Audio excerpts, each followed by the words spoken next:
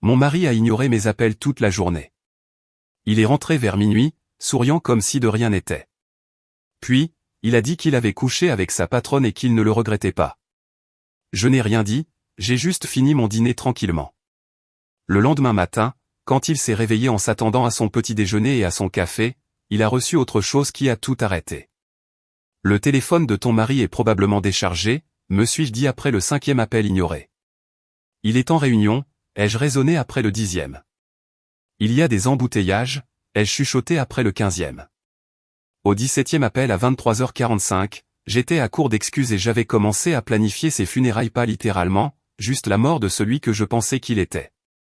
Quand Blake est enfin rentré, empestant le parfum cher et les décisions bas de gamme, il ne s'est pas excusé pour les appels ignorés.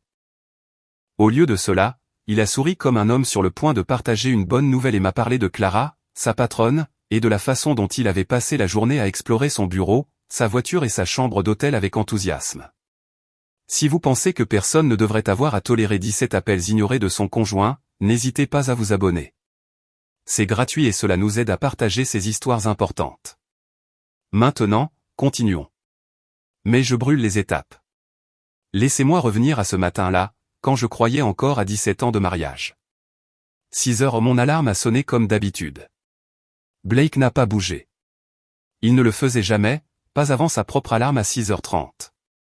Je me suis glissé hors du lit et je suis allé dans la cuisine pour préparer le café colombien qu'il adorait, de sucre, jamais de crème.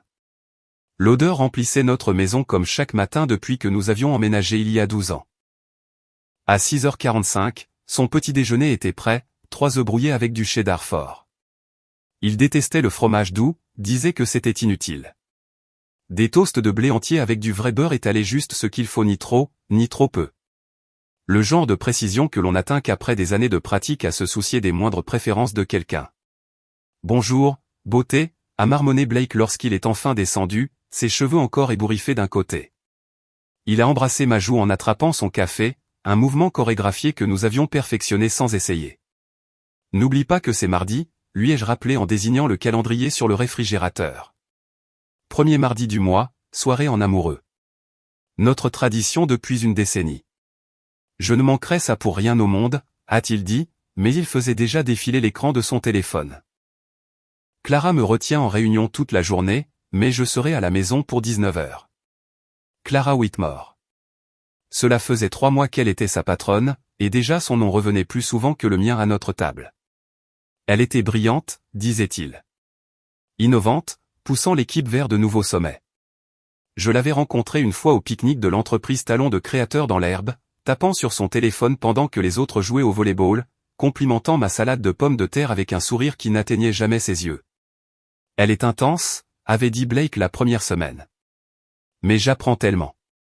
Les fins de journée tardives ont commencé progressivement. D'abord les jeudis pour le renforcement d'équipe, puis les mardis pour la planification stratégique. Au 2e mois, n'importe quelle soirée pouvait être une soirée Clara. Il rentrait à 22h, 23h, parfois minuit, sentant une odeur bizarre. Nouveau désodorisant au bureau, a-t-il expliqué quand j'ai mentionné le changement de parfum.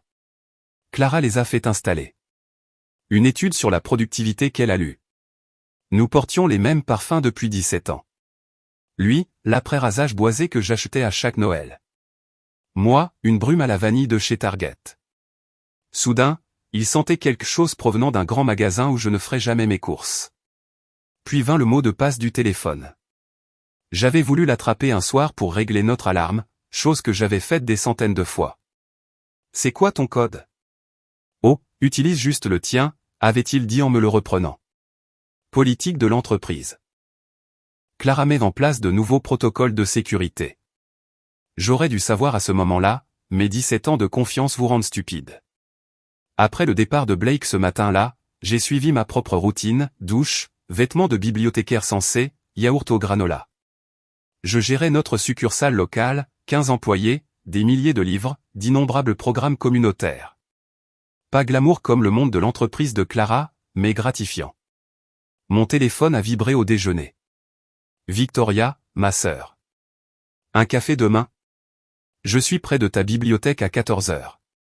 J'ai accepté, ne sachant pas qu'elle passerait ce café à me faire la leçon sur Blake.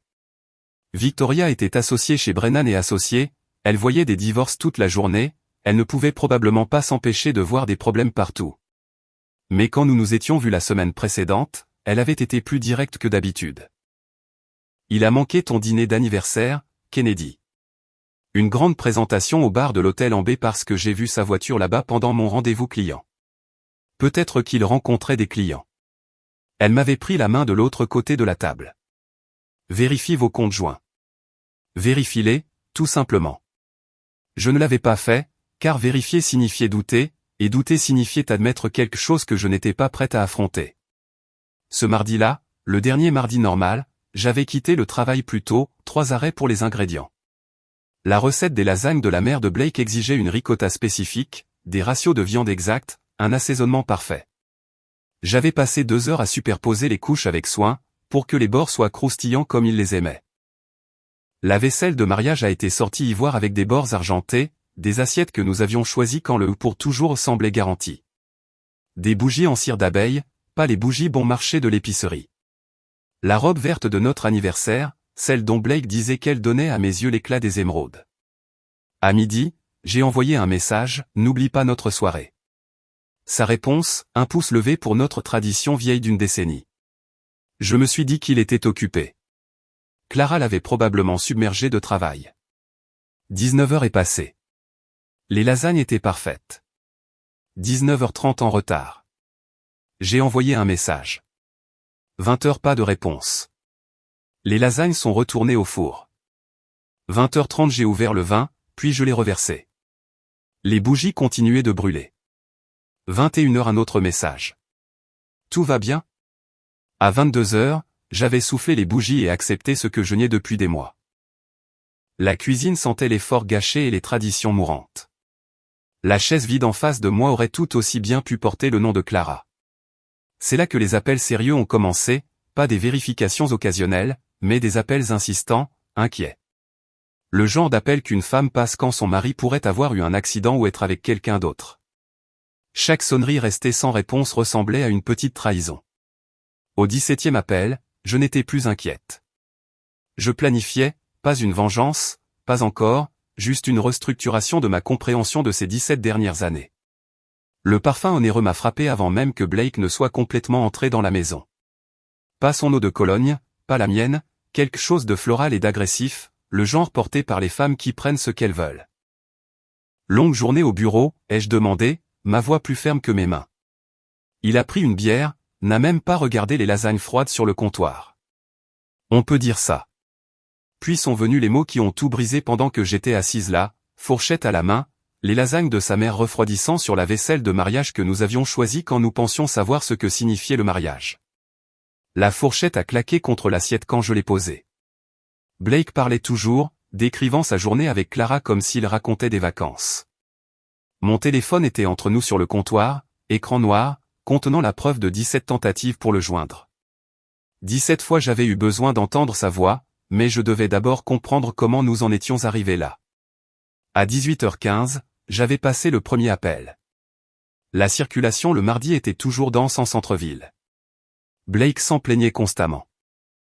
Le téléphone a sonné 5 fois avant de tomber sur la messagerie vocale, sa voix enregistrée joyeuse et professionnelle. Vous avez joint Blake Carvey. Laissez un message. Je n'en ai pas laissé. Il verrait l'appel manqué, devinerait que je prenais des nouvelles pour le dîner. Les lasagnes venaient d'entrer au four pour leur dorage final, remplissant la maison de l'odeur du foyer. 18h30 est arrivé sans rappel inhabituel, mais pas alarmant.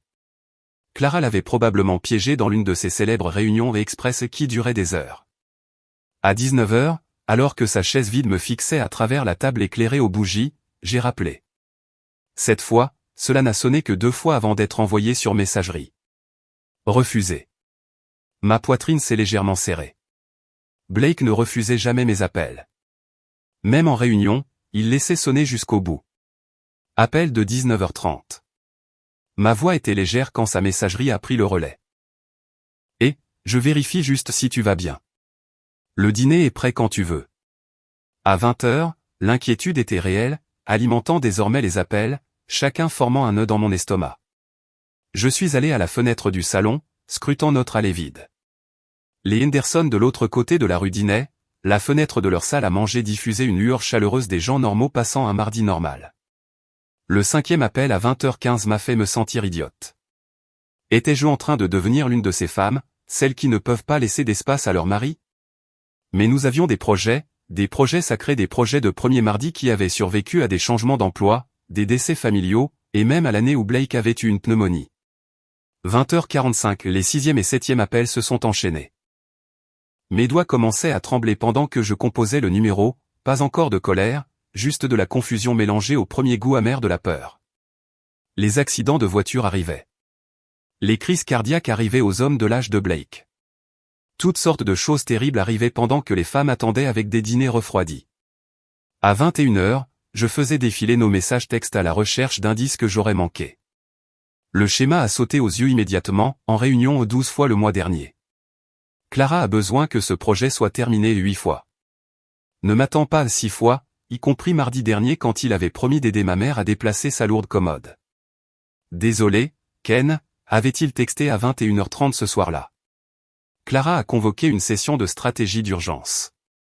Demain n'est jamais venu. Maman a engagé des déménageurs à la place, trop polis pour se plaindre, mais déçus d'une manière qui m'a rendue défensive envers un mari qui ne le méritait pas. Appel numéro 10 à 21h45. Mes mains tremblaient nettement maintenant. Les lasagnes avaient été retirées du four depuis longtemps, posées sur la cuisinière comme une accusation. Je me suis surprise à négocier avec l'univers, fais qu'il aille bien, et je ne me plaindrai plus jamais de Clara. Fais qu'il réponde, et j'oublierai le parfum, les mots de passe, les retards. Le téléphone restait silencieux. À 22h15, entre les appels 11 et 12, j'ai ouvert notre ordinateur portable. La messagerie de Blake était encore connectée. Il n'oubliait jamais de se déconnecter. Les objets des courriels de Clara remplissaient sa boîte de réception, on se voit là-dessus. Peux-tu rester tard? Un verre rapide pour fêter ça. Un verre rapide. Des activités au pluriel déguisées en besoins professionnels au singulier. 22h30 a apporté une interruption inattendue. Mon téléphone a sonné. Pas Blake, mais Madame Patterson, la voisine. Soulagement et déception se sont percutés. Kennedy, ma chère, tout va bien? Sa voix portait cette inquiétude particulière des voisines curieuses qui se soucient réellement des gens. J'ai remarqué que la voiture de Blake n'était pas beaucoup dans l'allée ces derniers temps. Il a travaillé tard. Le mensonge est venu automatiquement. Oh, ça explique tout, alors. Je l'ai pourtant vu la semaine dernière à 2h du matin rentrer à la maison. Ça m'a fait une peur bleue. J'ai cru que quelqu'un s'introduisait chez vous. Le pauvre, rentré de l'hôpital à cette heure-là. Mon sang s'est glacé. L'hôpital? Eh bien, je l'ai supposé. Où irait-on d'autre à cette heure-là? Est-ce que votre mère va bien? Ma mère allait parfaitement bien. J'avais déjeuné avec elle il y a 3 jours. Est-ce qu'elle? Elle va bien. Merci de demander, Madame Patterson. Appel 13 à 22h45, 14 à 23h.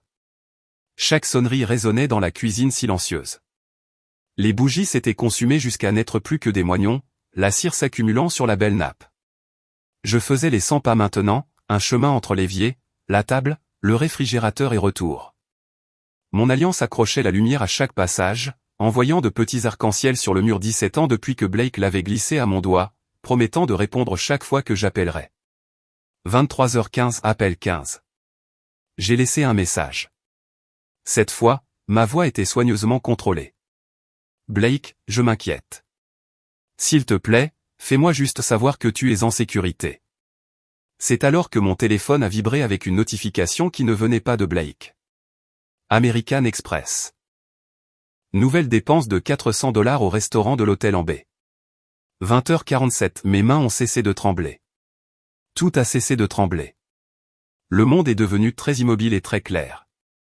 J'ai ouvert l'application avec des doigts stables.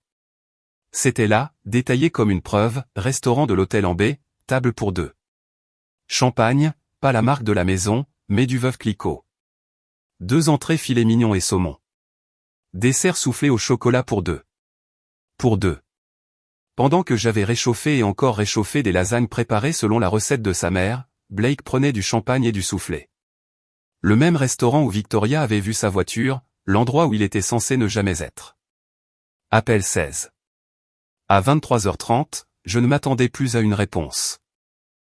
Le son de sa messagerie était devenu aussi familier qu'un hymne funéraire, mais j'ai appelé quand même, ayant besoin d'accomplir le rituel, ayant besoin de lui donner toutes les chances de ne pas être celui que je savais désormais qu'il était. 23h45, appel 17, le dernier. Je me suis assise à la table de la cuisine, les lasagnes froides pour seule compagnie, et j'ai composé le numéro une dernière fois. Pendant que ça sonnait, j'ai regardé mon reflet dans la fenêtre sombre. La femme qui me fixait n'était plus la femme inquiète. C'était quelqu'un d'autre, quelqu'un qui avait passé 6 heures à passer de l'inquiétude à la suspicion, puis à la certitude. Quand la messagerie de Blake s'est déclenchée pour la 17e fois, je n'ai pas laissé de message. Je suis juste restée assise là, le téléphone silencieux dans ma main, mon alliance semblant plus lourde qu'elle ne l'avait été depuis des années. L'horloge de la cuisine avançait vers minuit, chaque seconde rapprochant Blake de la maison, plus proche de n'importe quelle excuse qu'il aurait préparée. Mais je connaissais déjà la vérité. Les 17 appels n'avaient pas été ignorés parce qu'ils ne pouvaient pas répondre. Ils avaient été ignorés parce que Clara Whitmore était plus importante que 17 ans de premier mardi. Le toast au champagne à 20h47 était sa vraie priorité. Le soufflé pour deux était sa véritable soirée en amoureux. J'ai rangé la vaisselle de mariage, jeté les lasagnes froides à la poubelle et j'ai attendu, non plus comme une épouse inquiète, mais comme une femme se préparant à la guerre. L'horloge de la cuisine indiquait 23h58 quand j'ai entendu la clé de Blake dans la serrure. Je suis restée assise, les mains à plat sur la table, la respiration régulière. La porte s'est ouverte sur un sifflement, il sifflait vraiment un My Way de Sinatra. L'ironie aurait été drôle si elle n'était pas si cruelle. Blake est entré comme s'il venait de conclure un contrat d'1 million de dollars. Sa cravate pendait, sa chemise était sortie d'un côté, ce débraillé particulier qui vient d'un rhabillage précipité. Mais c'est son sourire qui m'a glacé, pas coupable, pas désolé, mais satisfait. Le sourire d'un homme qui avait obtenu exactement ce qu'il voulait. Il est allé droit au réfrigérateur sans même me jeter un regard. La bouteille de bière a chuinté à l'ouverture. Il a pris une longue gorgée, puis m'a enfin remarqué, assise là dans la pénombre. Encore debout. Il s'est appuyé contre le comptoir, décontracté comme un dimanche matin. Je pensais que tu serais au lit à cette heure-ci. C'est mardi. Ma voix est sortie plus ferme que je ne le sentais. Premier mardi. Oh. Pas même un tressaillement de reconnaissance. C'est vrai. Désolé pour ça. J'ai été retenu. Retenu. Comme si notre tradition vieille d'une décennie était un rendez-vous chez le dentiste qu'il avait oublié d'annuler. Longue journée au bureau, ai-je demandé, les mots prudents et mesurés. On peut dire ça. Il a pris une autre gorgée de bière, puis l'a posée avec une sorte de délibération qui signifiait que quelque chose d'important arrivait. En fait, Kennedy, puisque tu es debout, nous devrions parler. Mon dos s'est redressé. D'accord. Blake a rejeté les épaules en arrière, et toute son attitude a changé, non pas vers la honte ou la culpabilité, mais vers toute autre chose, de la fierté peut-être ou du soulagement. J'ai couché avec Clara aujourd'hui. Les mots sont tombés entre nous comme du verre brisé tranchant, dangereux, impossible à reprendre. J'ai attendu la suite, une explication, des excuses, quelque chose. Au lieu de cela, Blake a continué comme s'il faisait une présentation. Plusieurs fois, en fait. Dans son bureau après que tout le monde soit parti, puis dans sa voiture dans le parking, puis à l'hôtel en baie. Il a fait une pause, me regardant droit dans les yeux.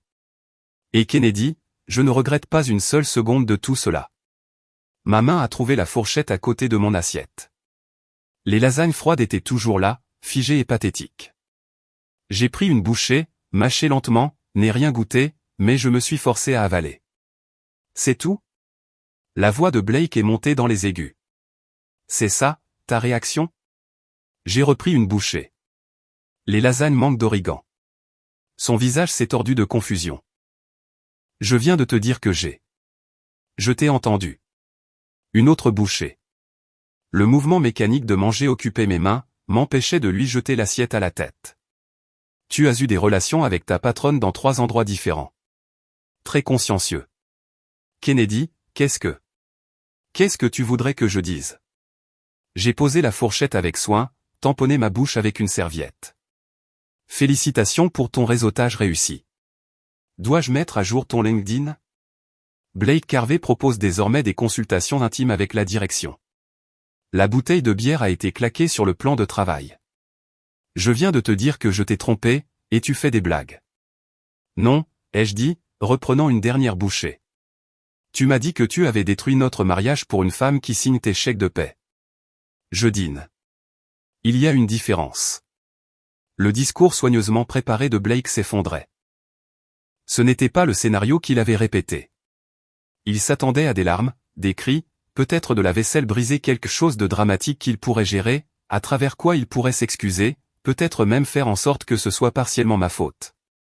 Mais le calme ne faisait pas partie de son répertoire. Tu es sous le choc, a-t-il décidé en s'approchant. Kennedy, nous devons traiter cela. Nous. J'ai ri, mais le son était sec. Il n'y a plus de nous. Tu viens de le rendre très clair, 3 fois clair, apparemment. Son visage a rougi. Cette attitude n'aide en rien. Oh, je suis désolé. Laisse-moi réessayer. Je me suis levé, me suis raclé la gorge de façon dramatique. Oh, Blake, comment as-tu pu? Nos 17 ans n'ont donc rien compté?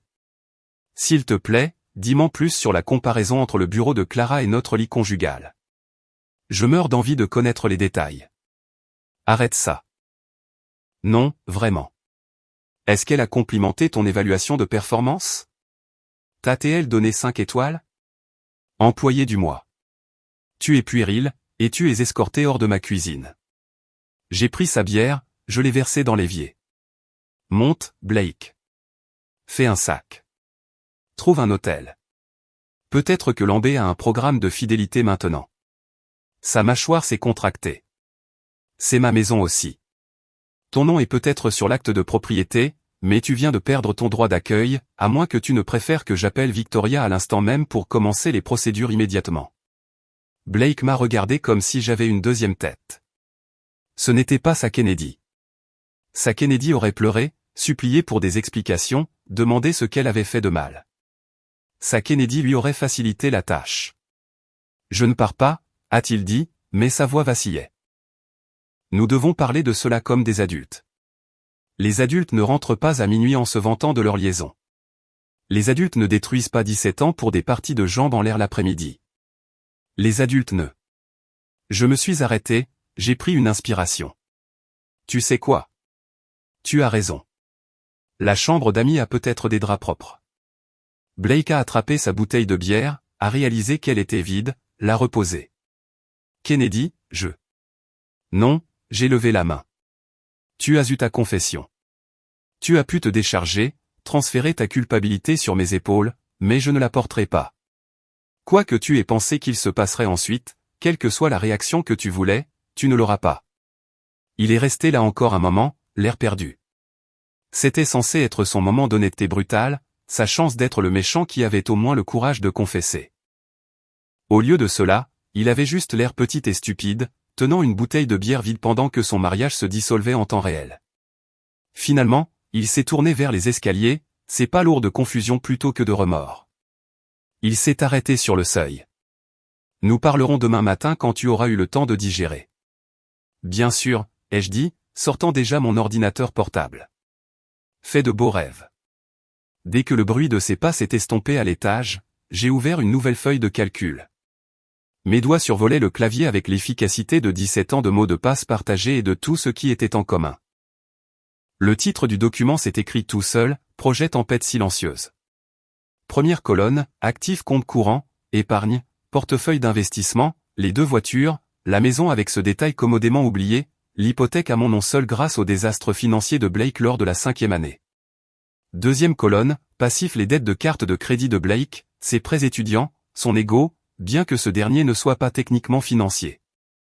Troisième colonne, action à entreprendre. Mon téléphone a vibré avec un texte de ma mère. C'était comment, la soirée en amoureux? J'ai répondu, mémorable. Puis j'ai ouvert un autre message pour Victoria. J'ai besoin du requin. Pas de l'avocate. Du requin. 3 points sont apparus immédiatement. À ce point. Pire. Mais je vais rendre ça magnifique. Mon bureau. 7 heures. Apporte du café et de la peinture de guerre. J'ai souri, mon premier vrai sourire depuis des heures. Puis je suis retourné à ma feuille de calcul, ajoutant des onglets pour la documentation, la chronologie, et mon préféré, la vengeance servie à température optimale. Blake pensait que sa confession me briserait. Il pensait que ces 3 lieux d'infidélité me feraient perdre pied, mais tout ce qu'il avait fait, c'était d'actionner un interrupteur dont j'ignorais l'existence, celui qui transformait 17 ans de dévouement en une précision froide et calculée. J'ai travaillé jusqu'à 3 heures du matin, la cuisine silencieuse à l'exception des clics du clavier et du bruit occasionnel des ronflements de Blake descendant de notre chambre, de ces quartiers de sommeil temporaire. Chaque mot de passe mémorisé, chaque compte documenté, chaque vulnérabilité cataloguée. Au moment où j'ai enfin fermé l'ordinateur, le projet Tempête silencieuse faisait 18 pages de pure rétribution organisée. Blake m'avait donné 17 heures jusqu'au matin pour digérer sa trahison. Je n'en avais eu besoin que de 6 pour planifier sa destruction complète. L'écran de l'ordinateur portable brillait. 3 heures du matin quand j'ai enfin reculé ma chaise de la table de la cuisine. 6 heures de planification terminées. Mes yeux me brûlaient, mais mon esprit était d'une clarté cristalline. Les ronflements de Blake descendaient toujours de l'étage, le sommeil paisible d'un homme qui pensait que confession signifiait absolution. J'ai commencé par l'argent. Notre compte d'épargne joint affichait 47 832 $. Légalement, je pouvais le déplacer. Moralement, après sa performance de minuit, j'aurais dû tout prendre. J'ai initié le transfert vers mon compte personnel, celui dont Blake ne connaissait même pas l'existence, ouvert il y a 3 mois quand le parfum a changé, juste au cas où. Transfert terminé. 3h17 puis 20 les cartes de crédit. Blake avait 3 cartes supplémentaires sur mes comptes. Je les ai annulées une par une, avec effet immédiat. Le représentant du service client, probablement habitué aux annulations de vengeance au milieu de la nuit, n'a même pas posé de questions. Souhaitez-vous également supprimer l'utilisateur autorisé?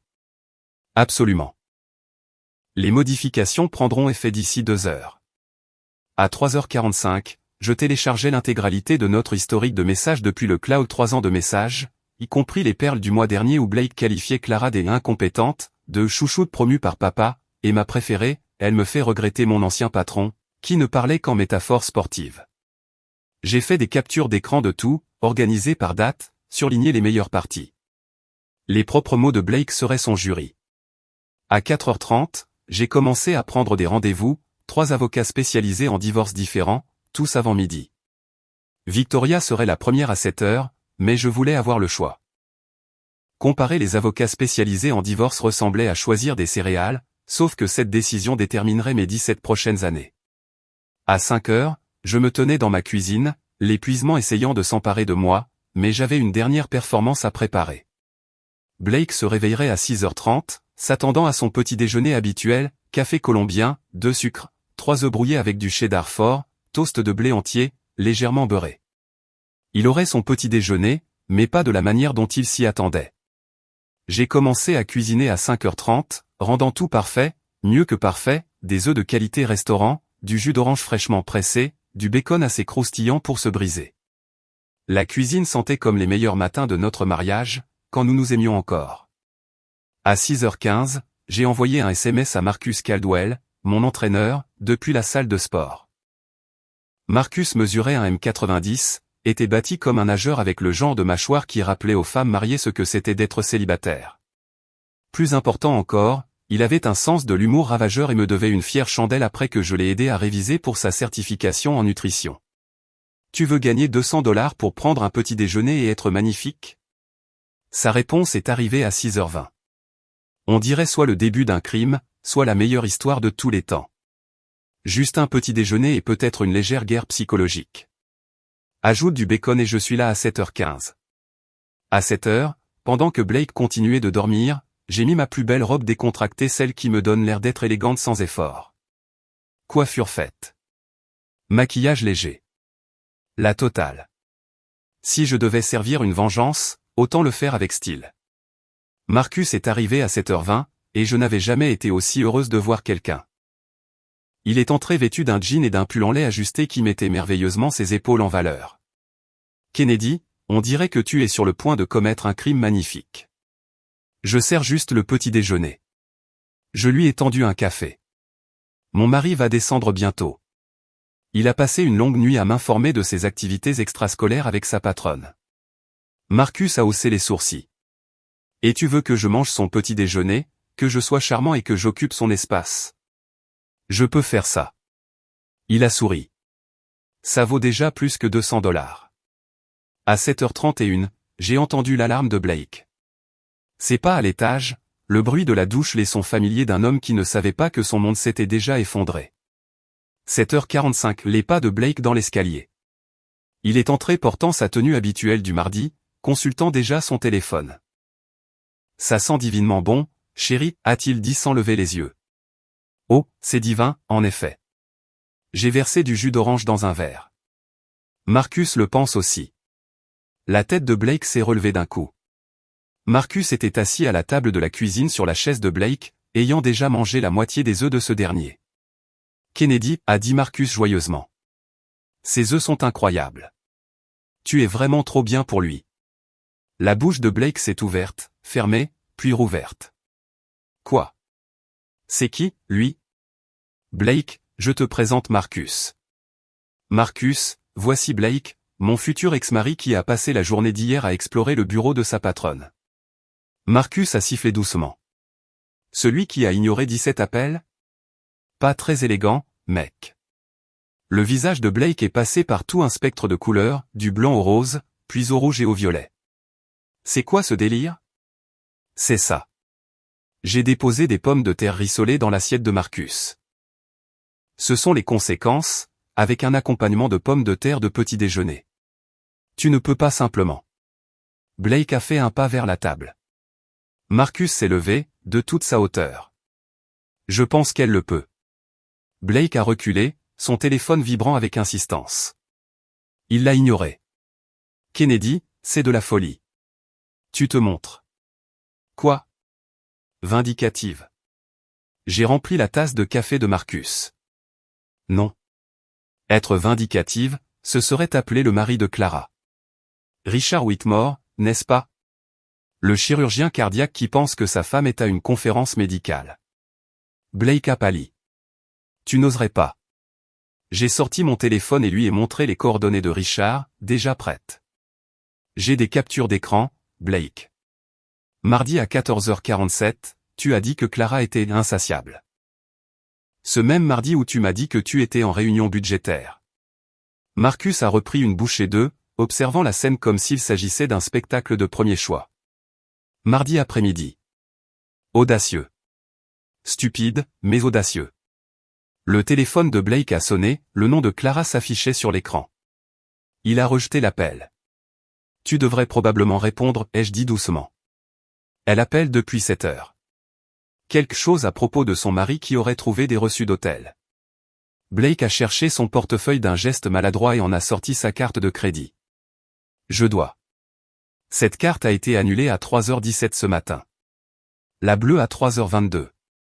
La visa d'urgence à 3h26. Tu devras utiliser ton compte personnel. J'ai souri. Celui où il reste $73.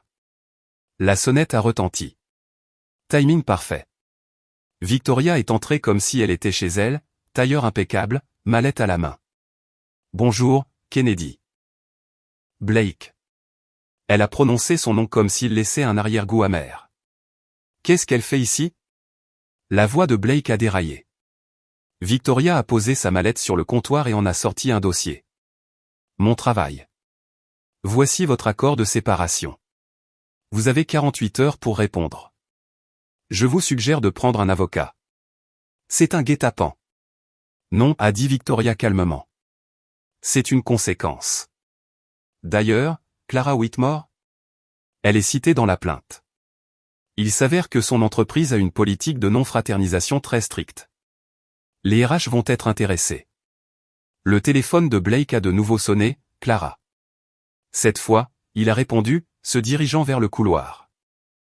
Nous pouvions tous entendre sa voix paniquée, Richard sait tout. Il a les relevés de carte de crédit, les reçus d'hôtel. Mon père appelle, l'entreprise appelle. Blake, qu'est-ce que tu as fait?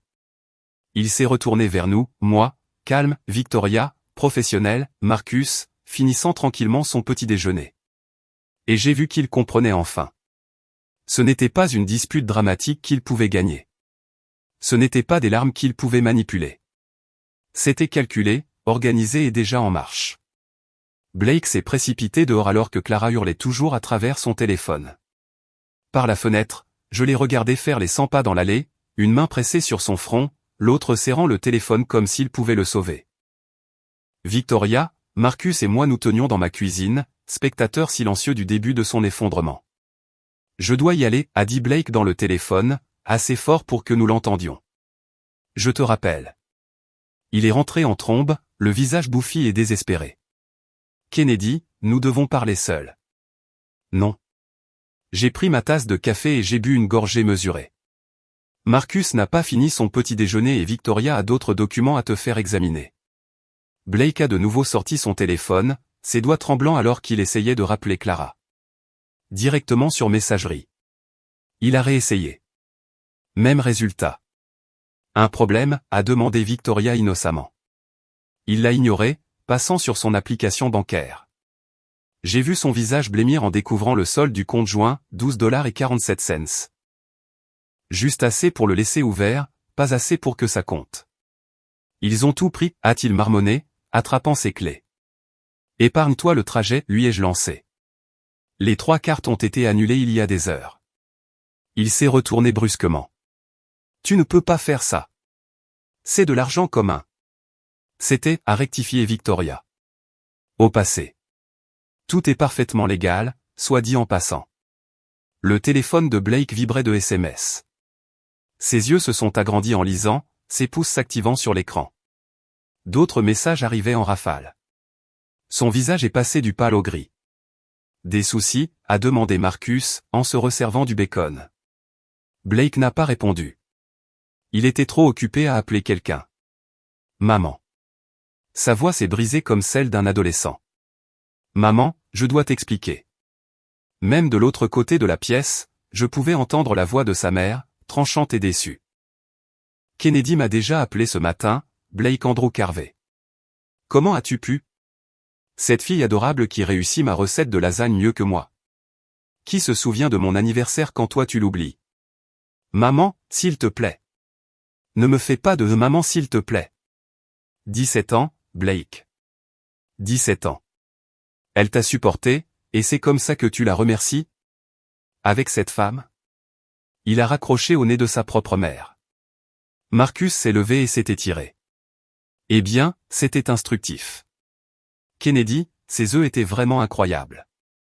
Il a sorti son portefeuille, mais je lui ai fait signe de le ranger. Garde-le. Tu l'as mérité rien qu'en étant là. Après le départ de Marcus, Blake s'est effondré contre le comptoir. Son téléphone ne cessait de vibrer avec des messages de collègues, d'amis, de gens qui étaient déjà au courant le feu de forêt moderne des commérages se propageant plus vite qu'en saison de sécheresse en Californie. J'ai une réunion de mon club de lecture, ai-je annoncé en regardant l'heure. Victoria, peux-tu gérer les choses ici? Avec plaisir. Blake nous a regardés alternativement. Club de lecture? Non. Kennedy, notre vie s'écroule. Ta vie, ai-je corrigé en attrapant mon sac. La mienne commence tout juste à devenir intéressante. 20 minutes plus tard, j'étais assise dans le salon de Martha, entourée de 6 femmes qui me connaissaient depuis avant Blake, pendant Blake, et qui désormais, Dieu merci, me connaîtraient après Blake. Le livre restait oublié sur la table basse. Ma chérie, a dit Martha, en versant du vin malgré le fait qu'il n'était que 10 heures du matin. Raconte-nous tout. C'est ce que j'ai fait calmement, factuellement, même avec une touche d'humour. Les 17 appels, la confession de minuit, l'embuscade du petit déjeuner. Elles ont eu des hauts le cœur au bon moment, la colère brûlant dans leurs yeux comme des mères protectrices. Janet, qui travaillait au RH de l'entreprise de Blake, a failli s'étouffer avec son vin. Clara Whitmore? Nous avons déjà eu 3 plaintes à son sujet. Conduite inappropriée avec des subordonnés, création d'un environnement de travail hostile, utilisation des ressources de l'entreprise pour des activités personnelles. Des activités personnelles, ai-je demandé. Disons que les caméras de sécurité du parking ont été très instructives. Ton Blake n'est pas sa première aventure de bureau. Il est juste le premier assez stupide pour l'avouer à sa femme. Mon téléphone a sonné. Numéro inconnu. Allô? Madame Carvey? C'est Richard Whitmore. Le silence s'est fait dans la pièce. Je l'ai mis sur haut-parleur. Docteur Whitmore, ai-je dit prudemment. Je vous en prie, appelez-moi Richard. Je voulais vous remercier pour le tuyau anonyme concernant les relevés de carte de crédit. Très révélateur. Je ne sais pas quoi. Ce n'est rien, m'a-t-il interrompu, sa voix étant étonnamment chaleureuse. Je ne suis pas en colère contre vous. Vous êtes autant une victime que moi dans cette histoire. Plus, en fait. C'est la 4e liaison de Clara dont j'ai connaissance. Mais cette fois, elle a choisi le mauvais couple à détruire. Les femmes autour de moi se sont penchées pour mieux entendre. J'ai déjà contacté l'entreprise de Blake, a continué Richard. Je leur ai envoyé une documentation intéressante sur les habitudes de Clara. Saviez-vous qu'elle cible spécifiquement les hommes mariés? C'est comme un jeu pour elle. Mon estomac s'est noué. Je ne le savais pas. J'ai aussi parlé à mon avocat. Il est très intéressé à collaborer avec le vôtre. Clara ne le sait pas encore, mais elle est sur le point de tout perdre. C'est son père qui lui a obtenu ce poste, vous savez. Il siège au conseil d'administration. Enfin, il y siégeait, il a démissionné ce matin quand je lui ai envoyé les preuves. Je suis désolé que cela vous arrive, Kennedy. Blake est un idiot, mais Clara. C'est une prédatrice. Elle va le détruire maintenant que le plaisir est fini. C'est ce qu'elle fait, elle conquiert, puis elle jette. Après que Richard a raccroché, la pièce a explosé de conversation. Tout le monde avait des opinions, des conseils et du vin à servir, mais les mots de Janet sont restés gravés, tu ferais mieux de rentrer chez toi et de mettre en sécurité tout ce qui a de la valeur. Les hommes désespérés font des choses stupides. Je suis rentré pour trouver la voiture de Blake partie et la porte d'entrée grande ouverte. À l'intérieur, le chaos. Il avait clairement essayé de faire ses valises à la hâte, tiroirs ouverts, placards saccagés, papier partout. Mais la porte du bureau restait verrouillée.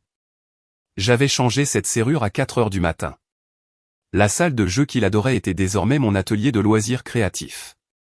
Son précieux fauteuil de gamer avait été remplacé par la table de couture de ma grand-mère que j'avais récupérée au garde-meubles. Ces clubs de golf n'étaient plus là car ils avaient été donnés à une œuvre de charité hier. Le reçu était bien sur le comptoir, prêt pour sa déduction fiscale. Je suis allé dans notre chambre. Ses vêtements étaient éparpillés partout, des valises à moitié pleines puis abandonnées.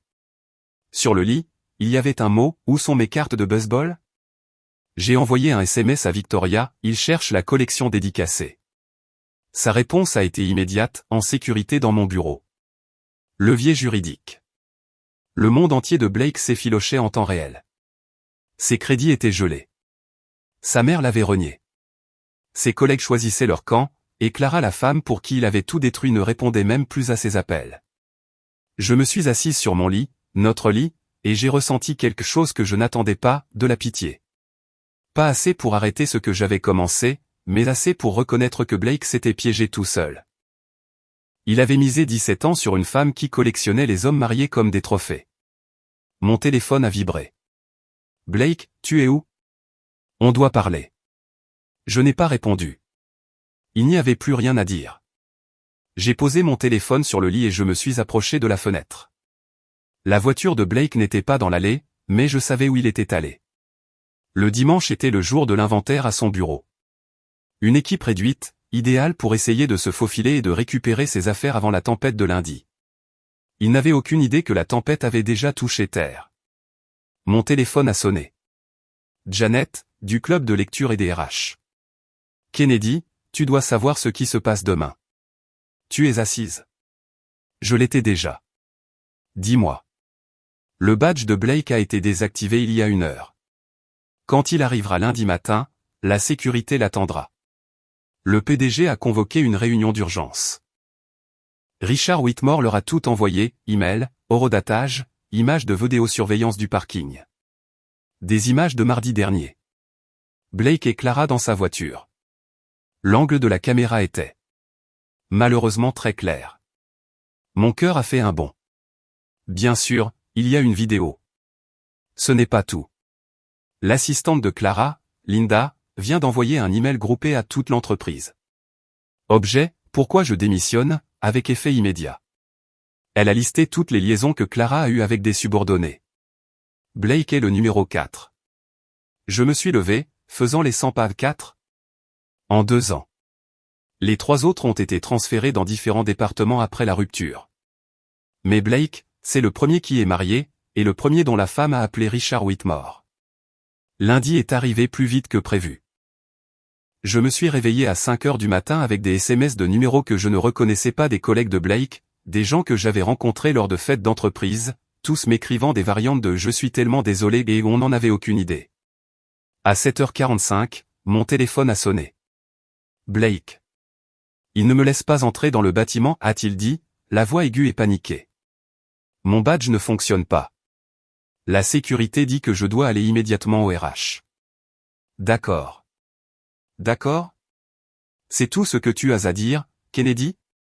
Il me traite comme un criminel. Non, Blake.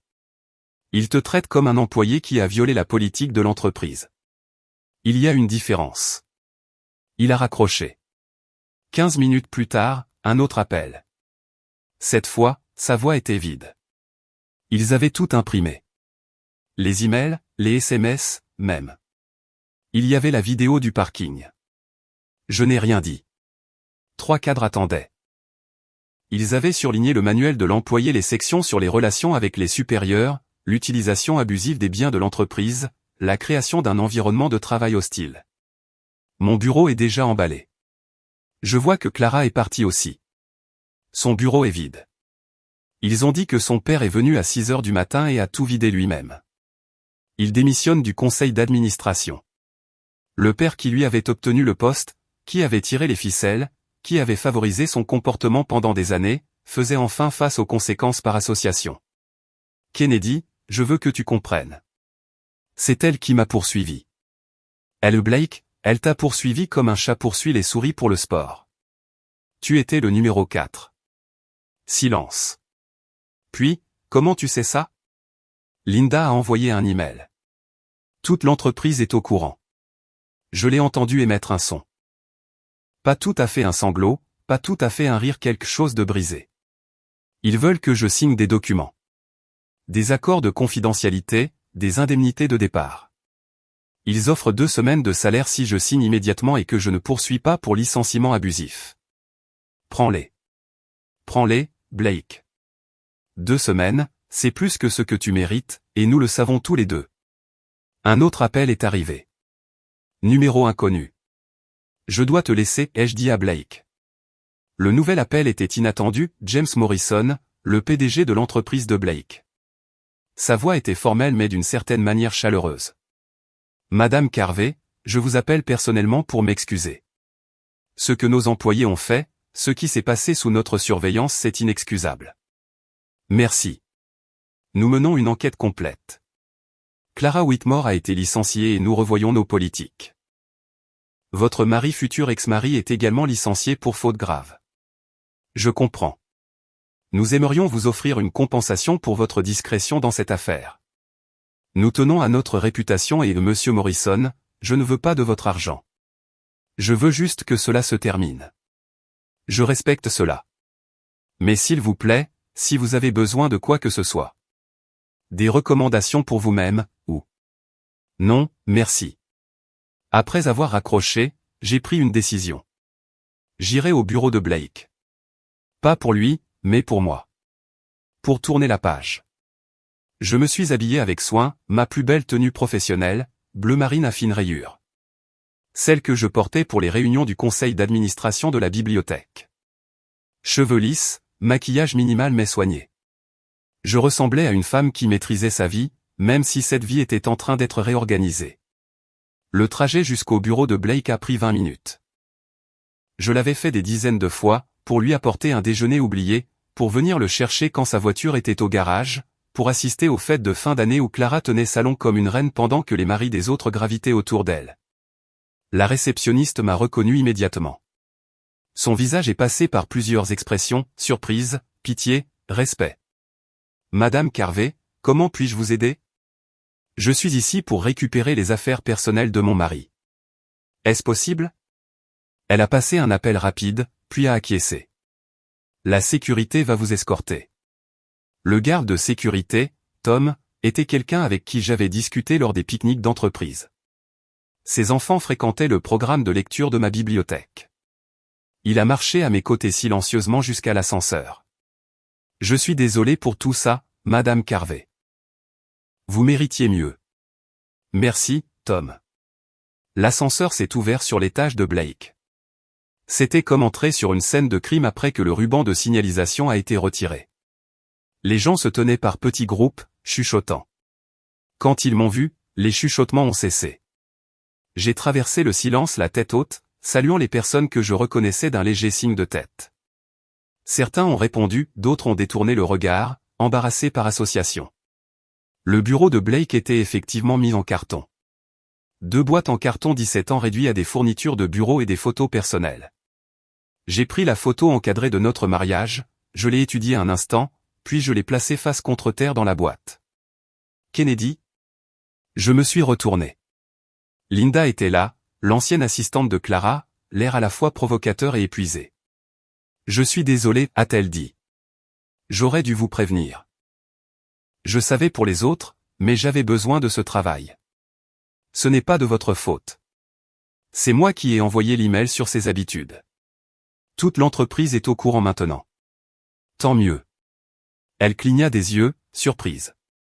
Claire m'a appelé il y a 1 heure, hurlant à la loyauté, m'accusant de ruiner sa vie.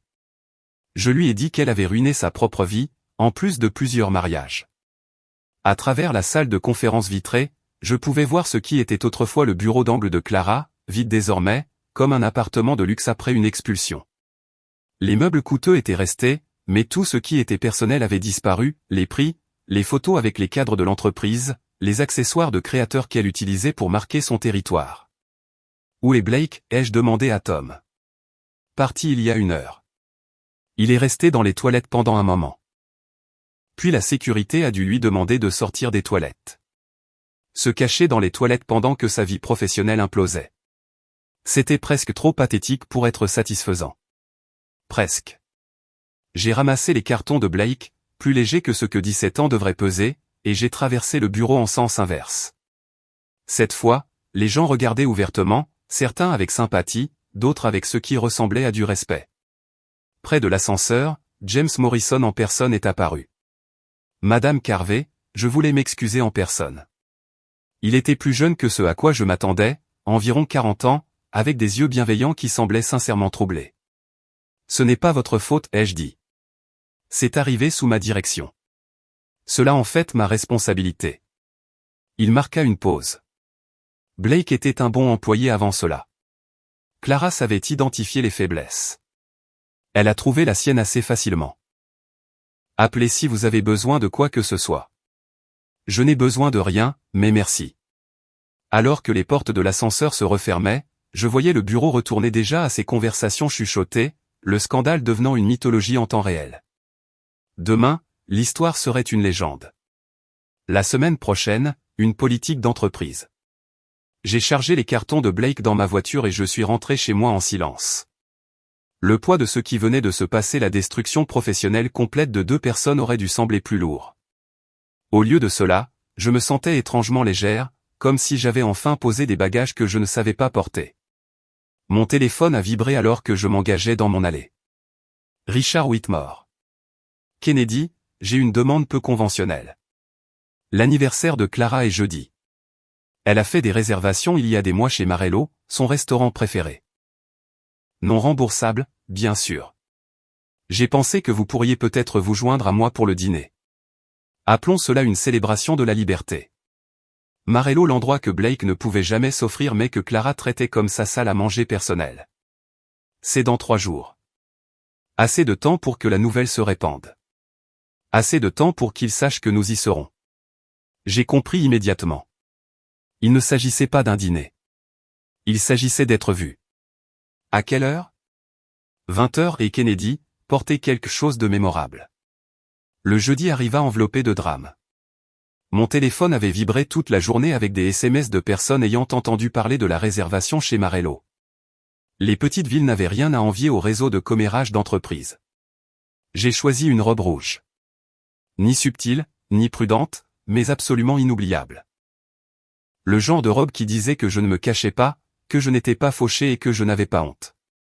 Blake m'avait envoyé 6 messages pour demander si la rumeur de Marello était vraie. Je n'ai pas répondu. Richard attendait déjà quand je suis arrivé, debout près du bar dans un costume impeccable. Il ressemblait à ce qu'il était, prospère, établi et absolument pas perturbé par son mariage qui implosait. « Vous êtes superbe », dit-il en m'offrant son bras. « Si nous leur donnions un spectacle ?» Le restaurant était comble, et j'ai reconnu au moins une douzaine de visages de l'entreprise de Blake. Les téléphones sont apparus comme des armes, des photos subtiles et moins subtiles étant prises. Bien. Laissez-les documenter cela. Le maître d'hôtel nous a conduits à la table habituelle de Clara. Au centre de la salle. Impossible à rater. Richard a tiré ma chaise avec une courtoisie théâtrale. Avant de commander, dit-il, sa voix portant comme un toast. Il leva son verre d'eau, attendant que le restaurant se calme juste assez. Aux épouses qui connaissent leur valeur, dit-il clairement. Et aux maris qui apprennent trop tard ce qu'ils ont perdu. Quelqu'un a réellement applaudi. Une seule personne, mais c'était suffisant. Richard a souri et a fait trinquer son verre contre le mien. Maintenant, dit-il plus bas, laissez-moi vous dire ce que ces deux-là font réellement en ce moment. Il a sorti son téléphone et m'a montré un message de son détective privé. Blake avait emménagé dans la chambre d'amis de Clara après que Richard l'ait mise à la porte de leur maison. La photo montrait Blake portant une seule valise dans un complexe d'appartements miteux. Elle vit dans un 2 pièces à Riverside Gardens, dit Richard. Son père lui a complètement coupé les vivres. Il a gelé son fonds fiduciaire en attendant une enquête pour turpitude morale. C'est le terme juridique exact. Blake vit sur son canapé. La chambre d'amis est un terme généreux, c'est un lit escamotable dans ce qu'elle utilise comme bureau à domicile. Mon détective dit qu'ils se disputent constamment. Apparemment, l'excitation de se voir en cachette était la seule chose qui les intéressait. Nos entrées sont arrivées, les mêmes que Clara commandait toujours. Richard avait fait ses devoirs. Elle m'a appelé hier, a-t-il continué, pleurant que sa carrière était finie. Je lui ai rappelé qu'elle avait choisi de coucher avec des subordonnés, 4 d'entre eux. Que Blake n'était que le dernier de sa collection. Mon téléphone a vibré. Un SMS de ma mère, tu es chez Marello avec ce beau docteur ? Madame Patterson vient de me montrer une photo sur Facebook. La vitesse moderne de l'humiliation. Stories Instagram, publication Facebook, chaîne de SMS. Blake et Clara regardaient probablement leur honte publique en temps réel depuis son lit escamotable. Comment pouvez-vous être si calme face à cela, ai-je demandé à Richard. Parce que je planifie mon départ depuis 1 an. Les liaisons de Clara n'étaient pas une surprise. Blake était juste l'excuse dont j'avais besoin pour enfin demander le divorce. Il sourit. De plus, j'ai protégé mes actifs il y a longtemps. Elle recevra le minimum requis par la loi, rien de plus. Nos plats principaux sont arrivés. Richard avait commandé la spécialité de la maison pour nous deux, quelque chose dont Clara se vantait apparemment d'avoir découvert.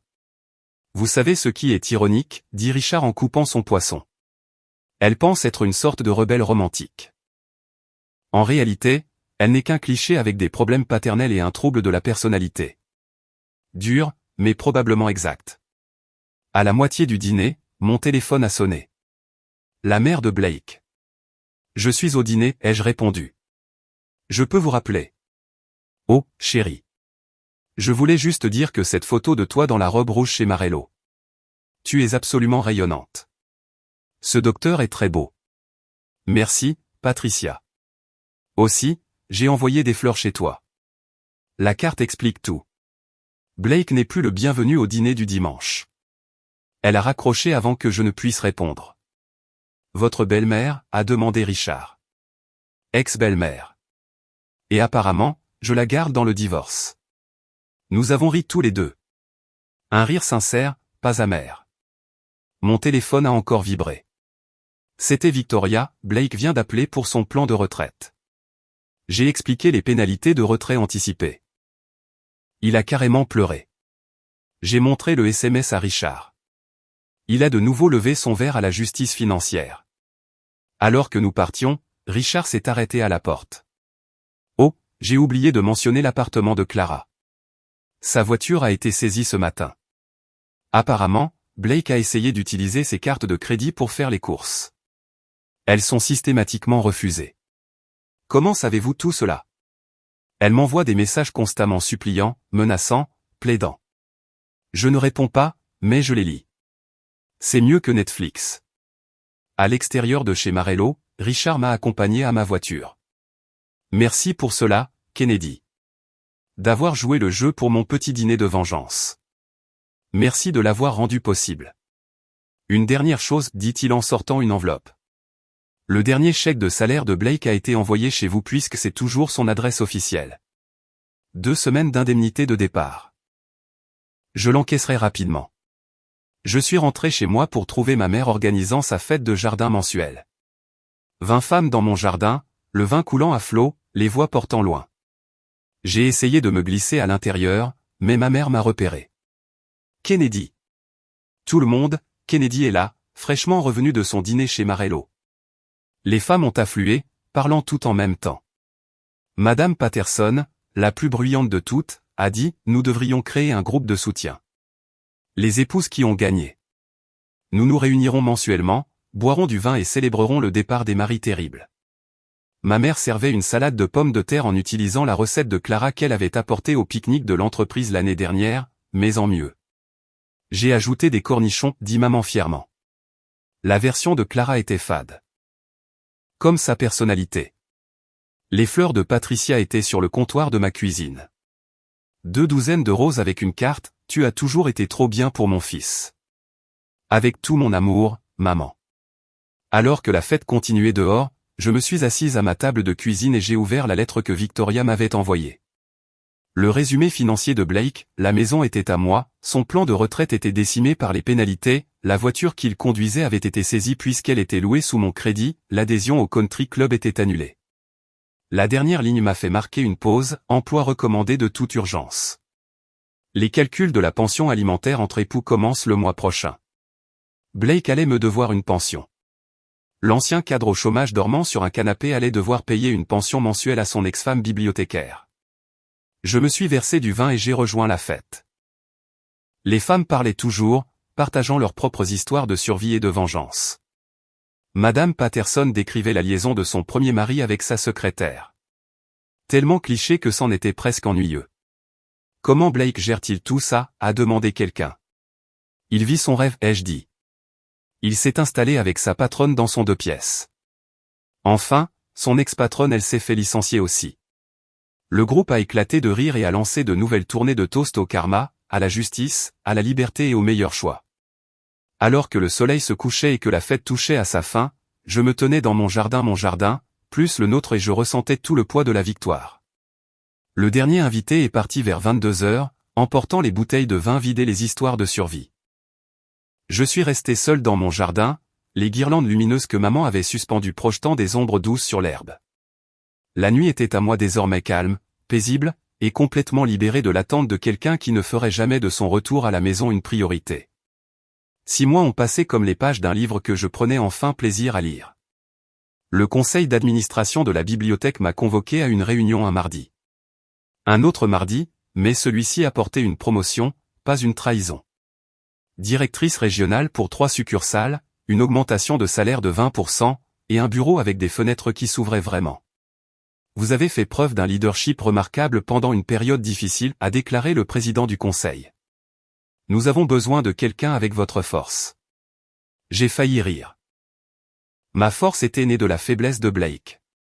Marcus passait toujours à la bibliothèque le vendredi, apportant du café du bon endroit en ville. Nous étions devenus de vrais amis, le genre sans arrière-pensée ou performance de petit déjeuner à $200. Tu as l'air différente, dit-il un vendredi, posant un latte sur mon nouveau bureau. Plus légère.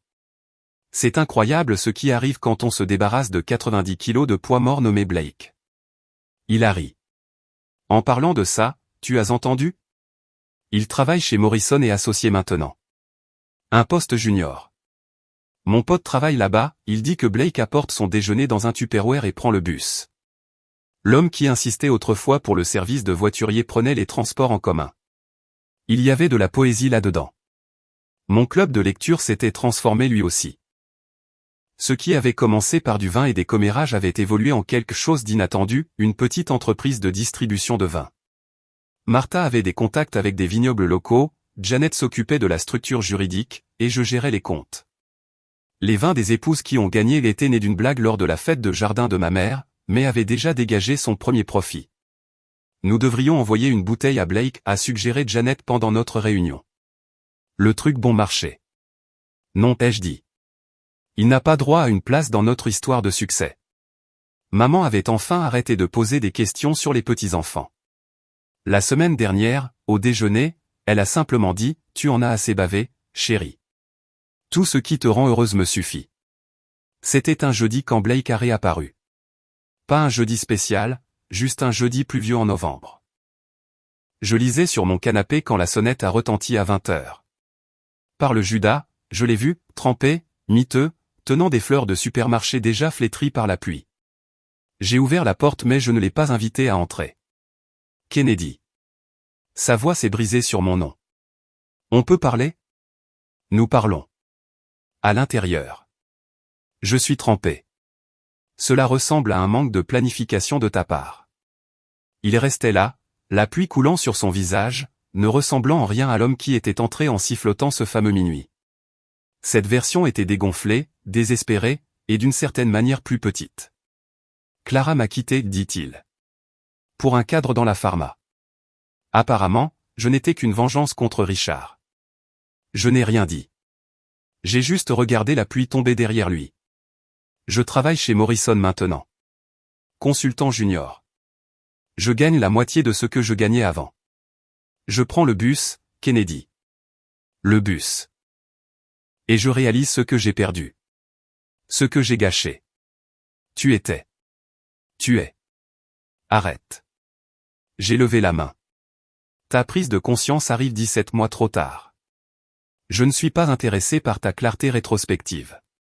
S'il te plaît, Kennedy. Je sais que j'ai tout détruit, mais peut-être. Il n'y a pas de peut-être, Blake. Tu n'as pas seulement trompé. Tu es rentré à la maison fier de ça. Tu m'as regardé dans les yeux et tu t'es vanté de détruire notre mariage. La pluie a redoublé, transperçant sa veste fine. Les fleurs de supermarché penchaient encore plus. Je ferai n'importe quoi, dit-il. Conseil, thérapie, tout ce que tu veux. Ce que je veux, c'est que tu partes. Il est resté là un autre moment, la pluie et les regrets le faisant paraître presque sympathique. Presque. Je peux au moins entrer pour me sécher. Non. J'ai fermé la porte au nez de son visage, je suis allé à la cuisine et je me suis fait un thé. Par la fenêtre, je l'ai regardé rester sur mon perron pendant encore 5 minutes avant de s'éloigner enfin, les épaules voûtées sous la pluie. Mon téléphone a vibré. Richard, tennis demain, 9h. Richard et moi étions devenus des amis improbables. Chaque samedi, nous jouions au tennis au club que Blake ne pouvait plus s'offrir. Nous étions de force égale tous deux débutants, riant tous deux de nos services terribles, guérissant tous deux du même genre de trahison. Blake est venu ce soir, j'ai répondu par message. Sous la pluie avec des fleurs de station-service. Clara m'a appelé hier. Ils vivent dans un studio maintenant, se battant constamment. Elle lui reproche d'avoir ruiné sa carrière. Il lui reproche d'avoir ruiné son mariage. Il se mérite. Non, a répondu Richard. Il mérite pire, mais se mériter l'un l'autre fera l'affaire. Le tennis du samedi matin était devenu mon nouveau rituel. Richard et moi jouions mal, rions fort, et croisions occasionnellement des gens de l'ancienne entreprise de Blake qui chuchotaient que nous étions des partenaires de vengeance. Tu sais ce qui est drôle, dit Richard après un service particulièrement mauvais. Ils pensent que nous sommes ensemble. Blake et Clara sont convaincus que nous avons une liaison. Laisse-les le croire, ai-je dit, frappant la balle dans le filet. Leur paranoïa est leur problème. La meilleure vengeance est vraiment de bien vivre, dit-il. Mais bien vivre pendant qu'ils regardent depuis leur studio est encore mieux. Nous avons ri tous les deux, le genre de rire qui vient après avoir survécu à quelque chose de terrible et trouvé de la joie de l'autre côté. Ce soir-là, je me suis préparé le petit déjeuner parfait pour le dîner, 3 œufs brouillés avec du cheddar fort, du pain complet avec du vrai beurre, et du café colombien avec 2 sucres. Le même repas que j'avais préparé pour Blake des milliers de fois, mais maintenant il était à moi. Je me suis assise à ma table de cuisine, Celle-là même où Blake avait avoué sa liaison, où j'avais planifié sa destruction, où j'avais reconstruit ma vie. Mon téléphone restait silencieux à côté de moi. Aucun appel manqué, aucun SMS désespéré. Personne dont je devais me soucier. Tous ceux qui comptaient savaient où me trouver. Victoria appelait quand elle avait besoin de sa sœur. Maman passait à l'improviste avec des biscuits. Marcus apportait du café. Richard apportait des balles de tennis et des blagues nulles. J'ai levé ma tasse de café vers la chaise vide en face de moi. Pas par tristesse, mais en célébration. Cette chaise avait été celle de Blake, mais maintenant c'était juste un meuble disponible pour quelqu'un de digne, ou parfaitement bien en restant vide. Le soleil du matin a accroché mon alliance. Attendez, non. Je l'avais vendu il y a des mois et j'avais donné l'argent au programme d'alphabétisation de la bibliothèque. Ma main était nue maintenant, sans marquer libre. J'ai pensé à la femme que j'avais été, attendant que 17 appels reçoivent une réponse, acceptant des excuses déguisées en explications, préparant le petit déjeuner pour quelqu'un qui préférait festoyer ailleurs. Cette femme était morte à 23h58 un mardi. Cette femme, celle qui boit son café seule un samedi soir et qui adore ça, elle était née de la trahison mais construite par la lutte. Elle dirigeait un réseau de bibliothèques, possédait une entreprise de vin, jouait mal au tennis et n'attendait jamais que personne rentre. Mon téléphone a vibré une fois. Maman, dîner demain. Je fais des lasagnes. Ta recette? J'ai répondu. Non, la mienne est meilleure. J'ai souri, fini mon café et nettoyé mon unique assiette.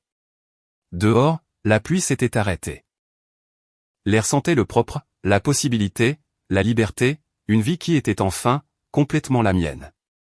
La meilleure vengeance n'avait pas été de détruire Blake, cela n'avait été qu'une satisfaction temporaire. La meilleure vengeance était de devenir quelqu'un qui n'accepterait plus jamais 17 appels ignorés. Quelqu'un qui connaissait sa valeur avant que le café ne refroidisse. J'ai éteint la lumière de la cuisine et je suis allé me coucher. Mon lit, dans ma maison, dans ma vie parfaitement imparfaite. Demain apporterait ce qu'il apporterait. Mais ce soir, j'étais exactement là où je devais être, chez moi. Si cette histoire de vengeance calculée vous a tenu en haleine jusqu'au bout, cliquez sur le bouton j'aime dès maintenant. Mon moment préféré a été quand Kennedy a servi le petit déjeuner habituel de Blake à Marcus à la place, en regardant son visage passer par 17 nuances de rouge. Quel a été votre moment préféré? Dites-le nous dans les commentaires ci-dessous. Ne manquez pas d'autres histoires captivantes comme celle-ci, abonnez-vous et activez la cloche de notification pour ne jamais manquer une mise en ligne.